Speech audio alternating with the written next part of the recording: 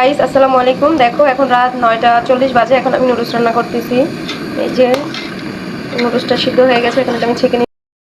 তারপর নুডলসটা ছেঁকে নিলাম, ছাঁকা হয়ে গেছে। একটা ফ্রাই প্যানের মধ্যে 4টা পেঁয়াজ কুচি আর 5-6টা কাঁচামরিচ কুচি একবারে দিয়ে দিলাম। দিয়ে এখন তেল দিয়ে দিব। এটা দেওয়া হয়ে গেছে, এখন এটা ভাজা ভাজা করে নিব আমি কিছুক্ষণ। আমি সবজি কেটে নিয়েছি। এটা হচ্ছে গাজর কুচি, এটা হচ্ছে লাল ক্যাপসিকাম, আর এটা হচ্ছে সবুজ ক্যাপসিকাম, আর এখানে আছে চায়না মরিচগুলা, সেগুলো আমি কেটে নিয়েছি। চায়না মরিচ, ক্যাপসিকাম এটা সবুজটা আমি অর্ধেকটা কেটে দিয়েছি, লাল ক্যাপসিকাম একটা পুরা দিয়েছি, আর এই যে চায়না মরিচগুলা অনেক বড় বড়, এগুলো আমাদের বাসায় ছিল, তো এগুলো দিয়ে দিলাম।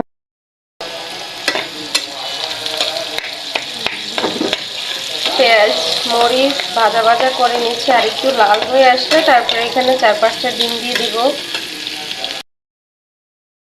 পেঁয়াজটা ভাজা ভাজা হয়ে গেছে গাইস, 4টা ডিম আমি ভেঙে এখন দিয়ে দিব। ডিম দিয়ে এখন গাজর দিয়ে দিলাম। রান্না করতেছি আর তোমাদের সাথে ভিডিও শেয়ার করতেছি নুডলসের।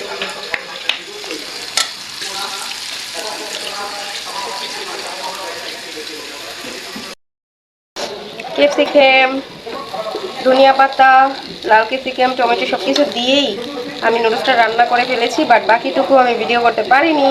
অর্ধেক ভিডিও করে পরে হাজবেন্ডের দিতে ভুলে গেছিলাম।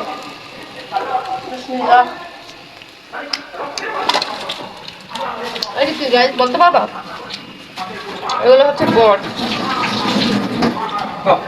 আমার রান্না বান্না শেষ, এখন আমরা খাবো। তো প্লেটের মধ্যে আমি নুডলস বট আর সালাদ নিয়ে নিয়েছি, সবার জন্য বেড়ে দিয়েছি। আমার হাজব্যান্ড বাইরে থেকে বট কিনে নিয়ে আসছে, যেহেতু জানে যে আমি নুডলস রান্না করতেছি তাই। তো অনেক মজা হয়েছে, আমরা সবাই মিলে খাচ্ছি। আর এই দেখো আমি কত্তাগুলা করে করে খাচ্ছি, মানে নুডলসটা এত বেশি মজা হয়েছে যা বলার বাহিরে। তো এই ছিল সিম্পল ভিডিও, কেমন লাগলো জানাবা। সবাই ভালো থাকো, আল্লাহ হাফিজ।